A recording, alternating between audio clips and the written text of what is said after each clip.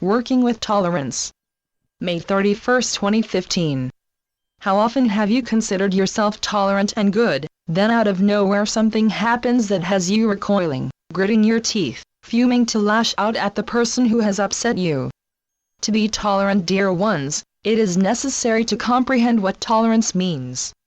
Tolerance comes with the understanding that you allow, both inward and outward, of others to be different from you, that it is okay if others have different beliefs than your own, and may not follow your way of thinking.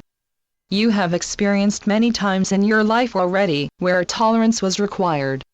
But what usually occurs is one dear soul pressures another to be more patient, to be more tolerant, that is defensive. No one is perfect. Everyone makes mistakes and has suffered upset and turmoil. When you work on improving your own self, you will see that there are others just like you going through the similar changes. Don't be so quick to judge, acknowledge your sameness. Let your differences bring you together, instead of further apart. The more intolerant you become, the more your ego takes over and you become more self-centered. When you take measures to reduce your own intolerance, you are really lightening your spiritual pressure and burden, which removes any inner blockage pertaining to your path. When you have issues regarding how you relate with others, you begin by looking at your inner self, exploring and discovering where the upset came from. Many times all the other person did was trigger something that was simmering for a long time to come to the surface. When disharmony makes itself known, it's an opportunity for you to turn that around and bring harmony back into your life. When you feel disharmonic, quite often you display antipathy towards the ones that upset you, or at best neutrality. But when you focus on healing and dissolving intolerance, your confusion turns into clarity, and your perception changes. It becomes brighter and more knowing. When you go inward to explore what it is that upsets you, you find you have many blemishes in your attitude, and it is those blemishes that will help you turn things around and become more tolerant of others. But first you need to become tolerant of yourself.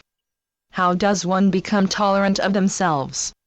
To be more tolerant of yourself, you need to accept what your personal limitations are in regards to your mental, emotional, and physical faculties. When you apply tolerance towards yourself, you are helping yourself improve in many areas as you come face to face with your truth. As long as you continue to not accept any unchangeable part of yourself, you will not be able to accept others.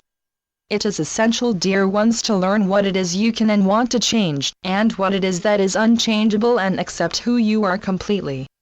You need to ask yourself some penetrating questions that will require your absolute honesty. Are the changes you are to make really, truly worth your time and effort? One question may lead to another, offering different answers, and you choose what is agreeable with your heart, something you are willing to commit to follow through in order to make a positive difference. When you tackle the aspects of yourself that need changing, by applying an attitude of tolerance towards your actions and choices, you will encourage a greater possibility of completing those changes.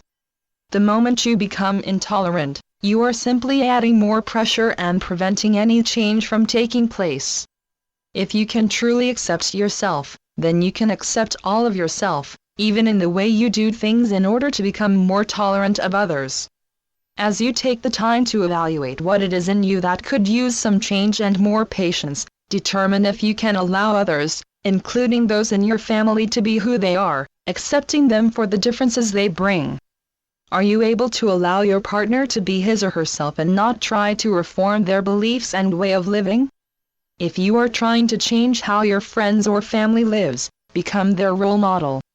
Demonstrate through your actions, choices, and words why following your path or a path similar is beneficial to them. Let them choose without force, and if they like being where they are, then love them for being who they are, just as they are. Understand, dear ones, intolerance does not encourage love. It raises animosity and is known to waste the precious energy of those it inhabits like a poison.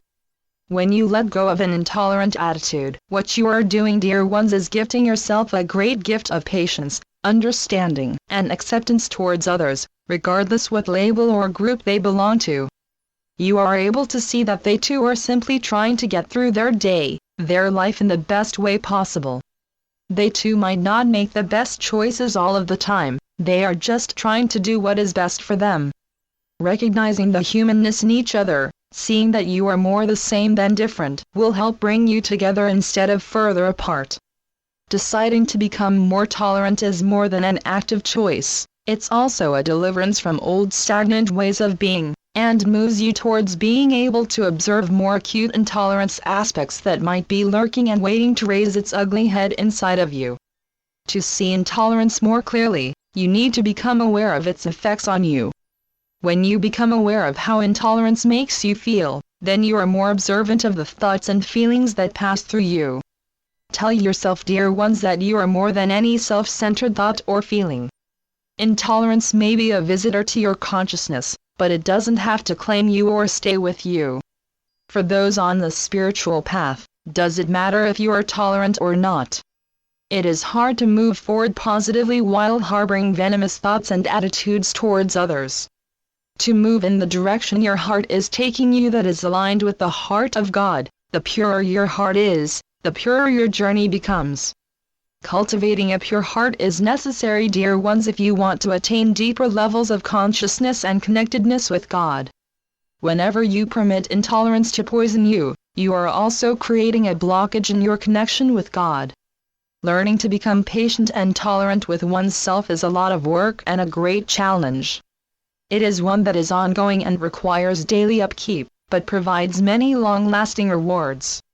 As we near the end of our transmission, think about where in your life you can become more tolerant and patient. Not only will you be doing yourself a whole lot of good, your relationships and interactions with others will also benefit for the better. I am Melchizedek through Julie Miller. spiritualnetworks.com